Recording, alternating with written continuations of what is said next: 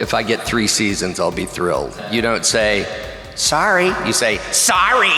We actually got away with more before we were as popular. We'll never forget these spaghetti tacos. They were like, do not eat those. Yeah. Do not touch, they are covered in, I don't know what they were covered in. It was cold and good. Yeah, it was a high bar. You're watching convention coverage.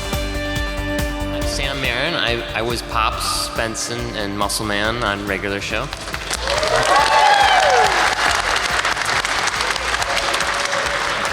I'm also an animator, and I got into the show from going to art school with JG. So, I'm William Salyers, and I played Trash Boat.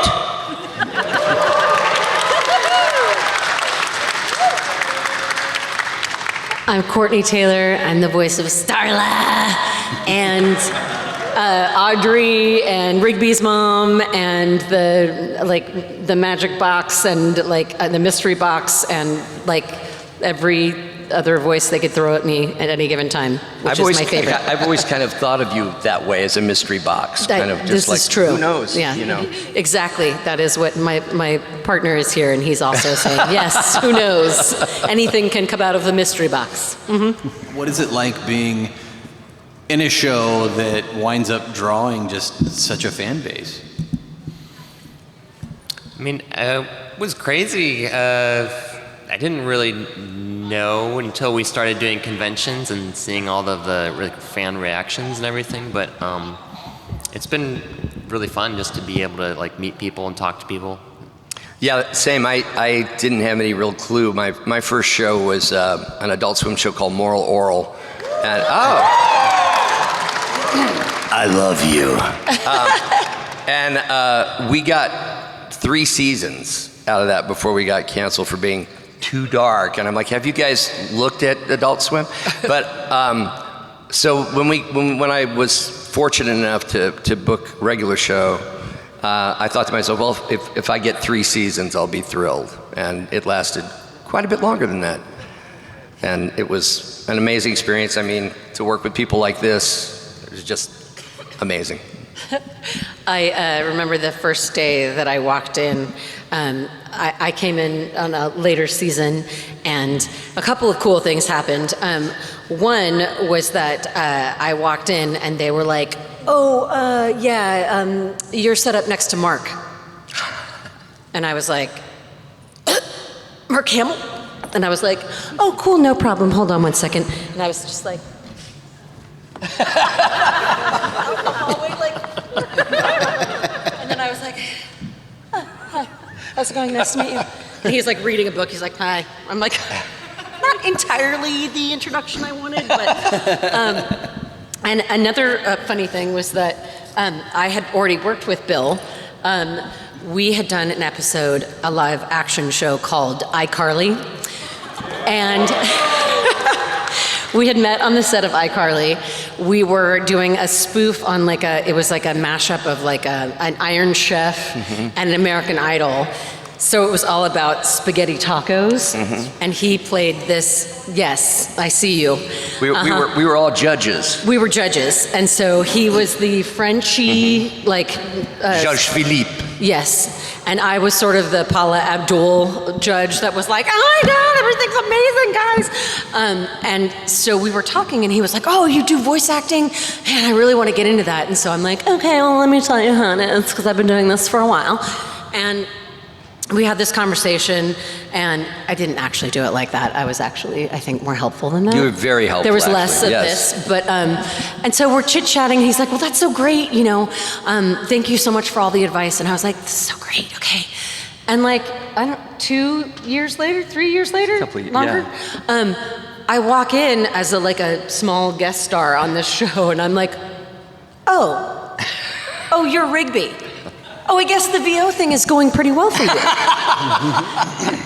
I was like, I guess you took my advice. I'll just take 10%, thanks. Courtney has been doing this way longer than I have, and has done a lot of really impressive stuff, and she was never less than welcoming to me, and I've never forgotten it. Oh, we hit it off over slimy, cold, I will never forget these spaghetti tacos. They were like, do not eat those. Yeah. Do not touch. They are covered, and I don't know what they were covered. Yeah, it was cold and good. Yeah, it was a high bar. It's a long 3 days. Yeah. What was the most regular thing you think happened in regular show? The most regular thing? Yes, the most regular thing to happen in regular show.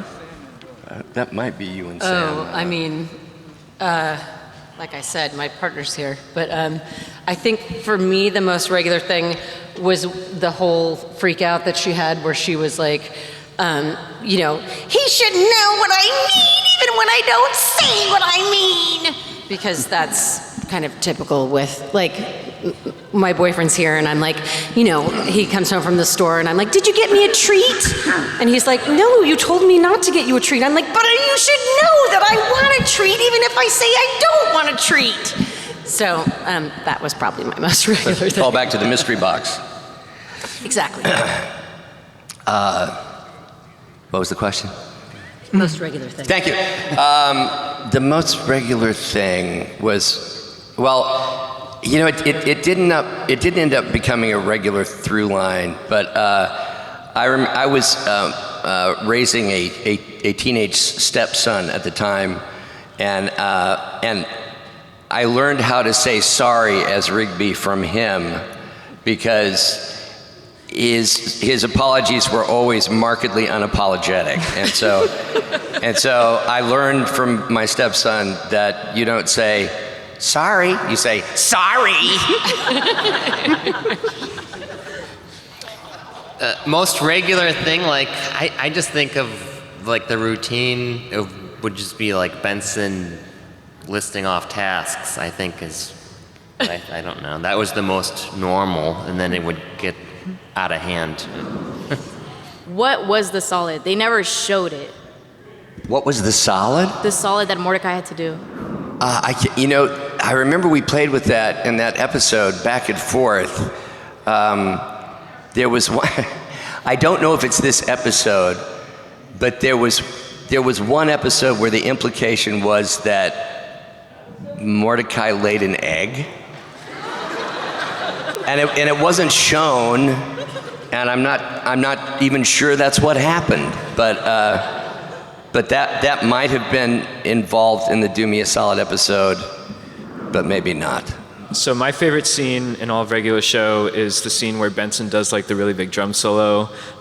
Makes sense considering I'm a drummer and more importantly a really big Rush fan, so I can see the inspiration from that. Whose like idea was that, like yours or JG's, or like how did that idea like kind of come about when creating that episode?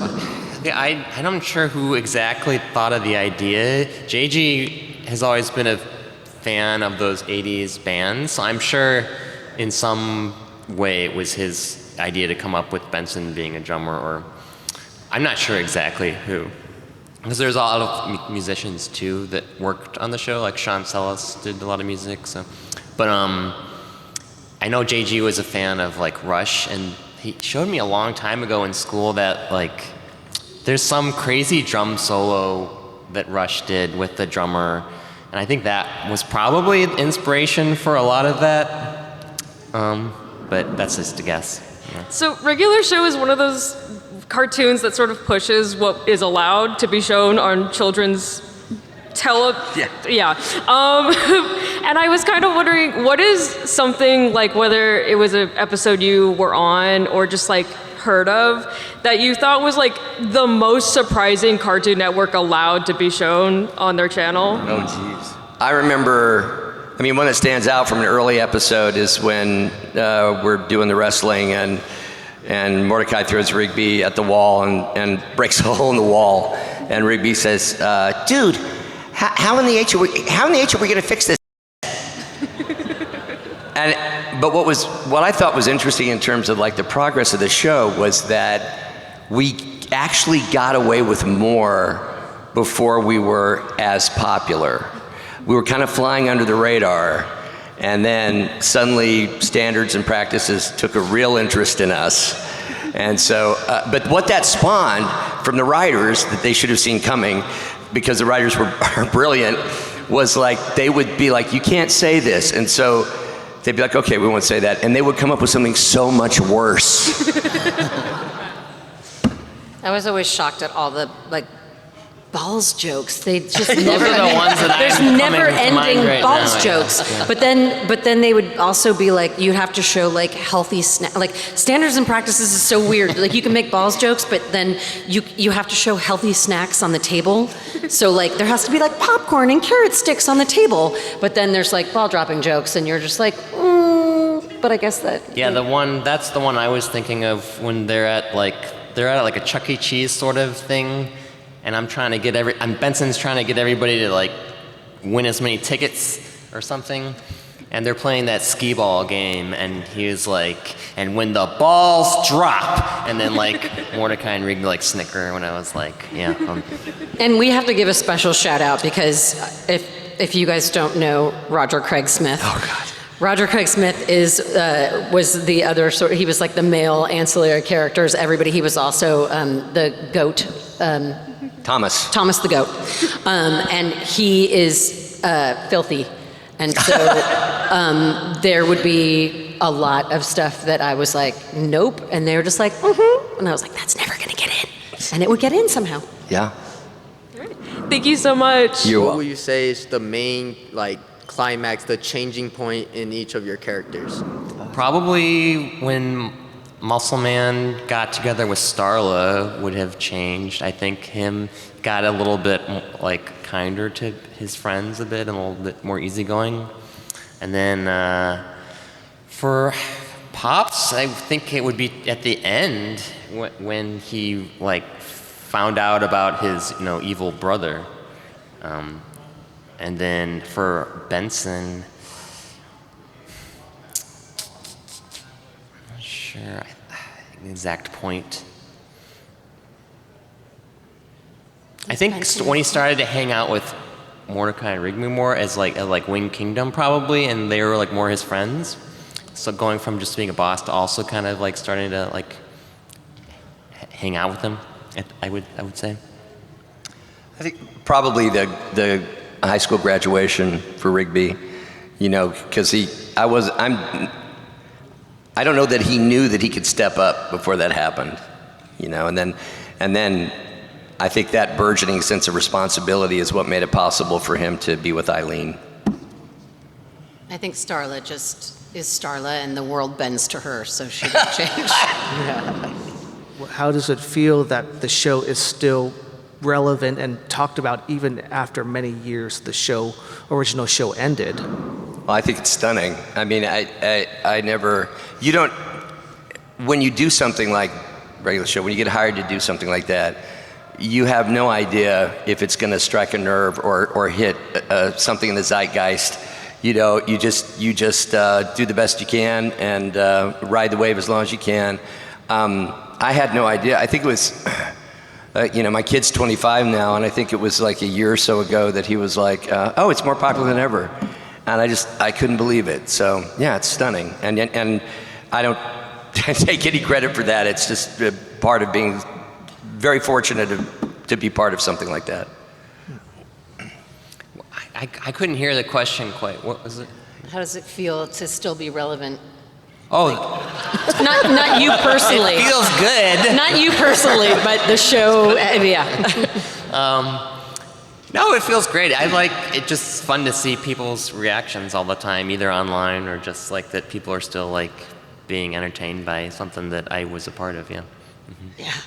It's hilarious to I did an episode of Secret Level, which is like a Netflix anthology. And I was like, it pops up. I have a little search on Secret Level, and it popped up that it was like, but the really cool thing about that character is that that's the voice of Starla. And I was like, really? Okay. So, and I'm so glad that it's come back. I mean, when does that ever happen? Yeah. So when it was finished, and then Close Enough happened, like JG's second show. I think it's the second show, right? I think so. The fact that went, and that this would come back. I mean, I don't know of very many animated series. A handful. Yeah, because I don't know if you guys know this, but studios don't do that out of the kindness of their hearts. So, you know, it has to be a pretty popular Yeah. So franchise. thank you guys, Yeah, is what so- he's trying to yes. say. What he means to say is thank you to the fans for keeping the dream alive. Thank you. So what's the most rewarding part of portraying as Muscle Man and Benson? Just, I think for Benson, I kind of relate to him the most, and he's sort of based on me. So just being able to like live through that in the stories is really fun. And then for Muscle Man, I think he's probably the opposite, where I'm not that much like Muscle Man, so it's just fun to be like that. Kind of a little crazy and wild. Yeah. What was the recording process for when you were essentially snapping on Mordecai and Rigby? Like, did you lose your voice during that sequence, or like what happened there? Yes, I lost my voice for sure. Yeah. Yeah, that was probably the worst for losing my voice that episode. I remember it. It took me like a day to recover, or at least over the night. Yeah.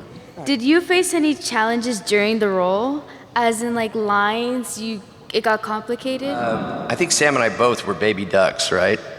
Were we both baby ducks? I was, yes. Yeah, and I found that hard to do because the voices up there like that. And I would do about 5 of those words, and this vein would start throbbing in the middle of my head, and I would be concerned about an aneurysm. So that, just from a technical standpoint, that was challenging. I mean, I've had plenty of problems like that just from yelling a lot or doing like Muscle Man for a long time where I'd lose my voice, but there's definitely been lines that like I couldn't get out, or you start overthinking the words, and then you can't say it, but I can't think of like a specific one really. But you know what you do is when that happens, you go, bleh! Yeah. And that's sure. how it gets fixed. Yes. You just have to do that. It's like a little exorcism for your throat. Exactly. Specifically about how you guys personally view your characters, their good, their bad, and how they ended off in the final episode. From Benson's quick to anger to Rigby sabotaging Mordecai's college entry. So I mean, I feel like I relate to Benson. So I mean, he values hard work, and like he's a good boss, and I think a good manager. But then his bad side is obviously his temper, and then that he can't, control it sometimes. And then Pops is just positive, and I wish I could be like that all the time. His just unwavering positivity. But then maybe sometimes he's not so good at being more, he's a little too much of a pushover sometimes. So Benson makes up for that. And then Muscle Man, I just like that he's like a fun guy, and he's like got your back. But then he can be kind of a slob a little bit. So. I felt really lucky to have the arc that Rigby had, because he starts as such irresponsible tool, there's a line in the show, and I think it's from the graduation episode, where he says something along the lines of, once you do the hard things, they become not so hard anymore. And I mean, that's just like a great thing to know about life. And so I loved how he went from being this guy that would totally like eat the last piece of pizza and not even care, to this guy who really tries to be a responsible boyfriend and friend and ultimately parent, So those are the kind of the extremes of what I loved and didn't care for about him. Does that make sense? I love that Starla is, she's just kind of an id with boobs. And she, but I love the idea that she finds somebody who loves her just the way she is and is willing to, do lots of things to make it work. And that she settles down, I guess. So, yeah.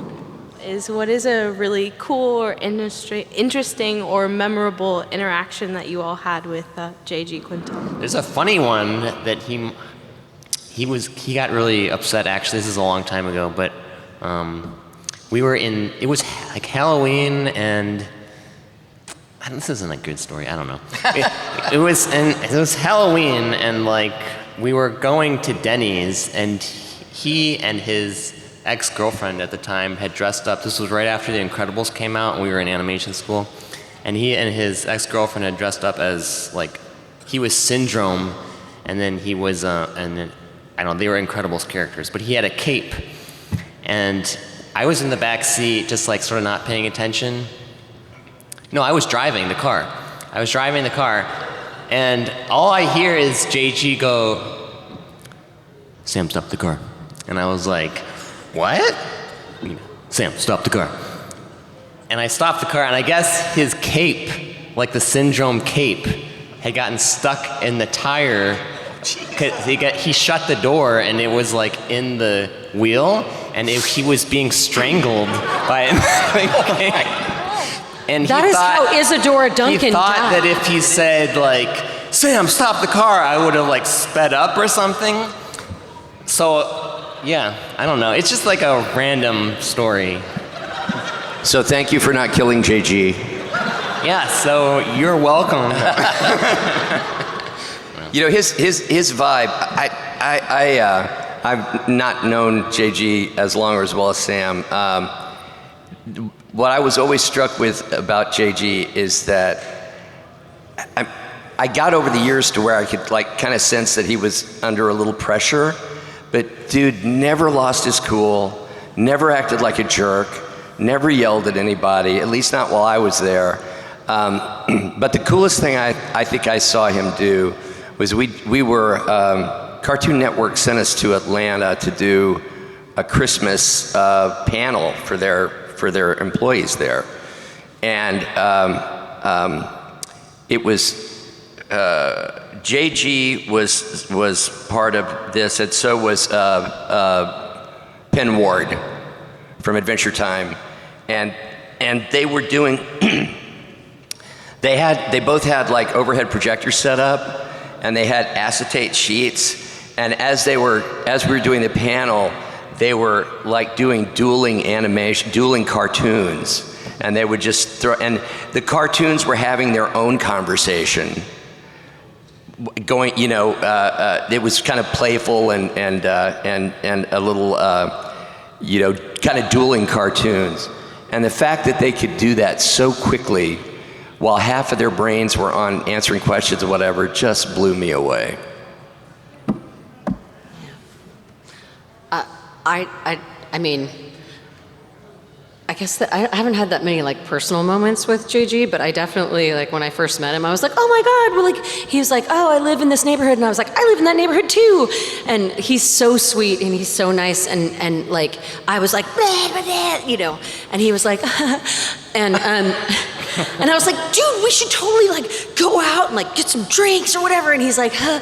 And I was like, yeah, so like, you know, like I'll like call you, you know, we'll hang, it'll be great. And he's like, okay. And so I leave, and like an hour later I realized that he 100% had not given me any of his information. And I was like, I think that guy just was like, yeah, cool, never. What you guys is like a memorable moment in the show, like whether it was like inspirational, shocking, or funny? I mean, the moment that stands out, I think for me, was when Benson kind of lost it at Mordecai and Rigby, but he like breaks down and starts crying, I think.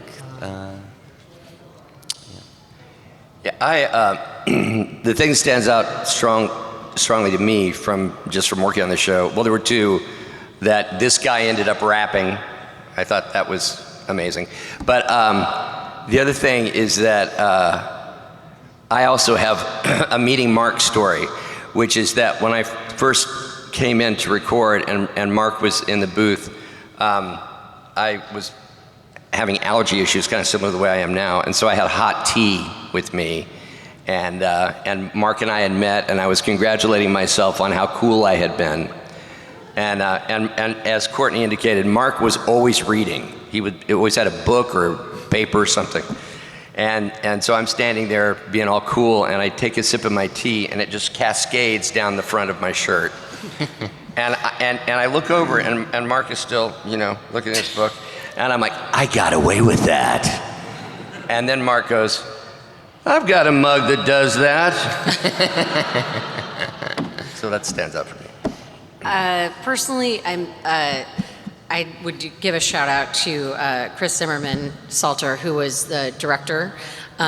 She actually gave me my first video game voice acting job, and she also gave me my first motion capture job. And so to come in and do what was really my first long-running animation job, it was just so great to have this woman who was sort of the tent pole for a lot of things that were really important in my career. So, yeah, I mean, that was pretty amazing. And then, of course, the Mark Hamill story, where I was basically peeing my pants in the hallway, and he was just like, yeah. All right, thank you guys for being Thank here. you. Thank you. What is your favorite episode and why? Mine would be, I think it was Trash and Scabatha in the flying car, because that was my first episode. So I got to play punk rock chicks, British punk rock chicks in a flying car. So, and then it opened the door to me getting to come play with these guys as often as possible, which was kind of amazing to sit in a room with Mark Hamill and all of these guys and watch Sam talk to himself in 3 different voices, and just JG and Bill just laughing at each other. So it was like the doorway to an amazing experience. I think for me it was the Playco Arm Boy episode where Skips kills Rigby. Oh, yeah. My favorite episodes are always the ones where Rigby does dumb thing, Rigby dies, and then, which were surprisingly many.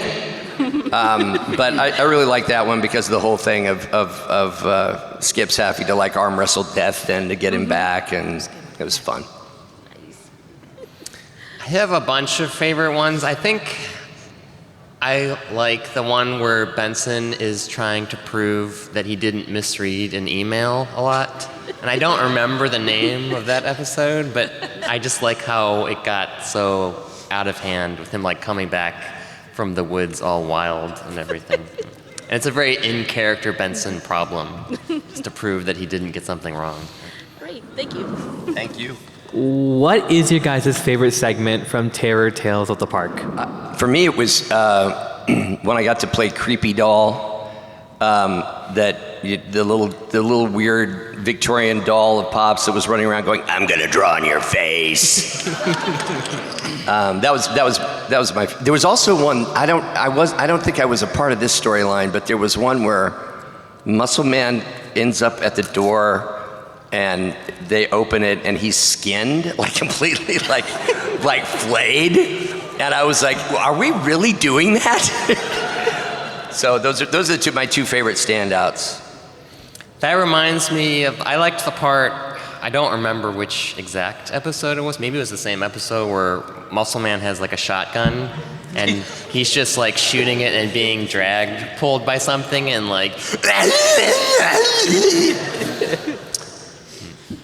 The best thing about those episodes was that they happened in an alternate universe, so they could kill everybody in the park and it didn't matter. I don't know. Oh. I don't know. Yeah. I mean, it's been a really long time. I don't know. Yeah, that's fine. I mean, you were only about I know. a million people. I know, but yes. I mean, I got to just play a bunch of random characters, so, There was a lot of vocal bits from the show from Benson saying, "Get back to work." Muscle Man's, "My mom," or even the "Whoa." What was your guys' favorite out of all of those? Ham-bonin will save your life. It's always.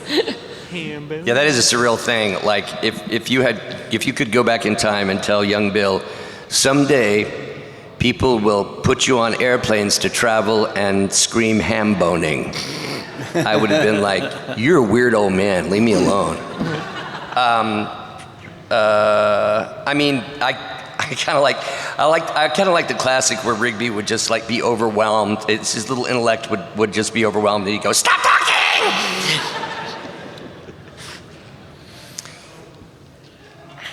I mean, I have a bunch of them. It's really nice to just say, like, "Get back to work or you're fired!" So, I don't know. It's nice to just vent out that. So. Thank you. Thank you. Through movies to technology and through certain figures, regular show is known for having a lot of references to movies from like 80s and 90s. Do you have a favorite particular references in regular show when it comes to all that, or from like the 80s and 90s?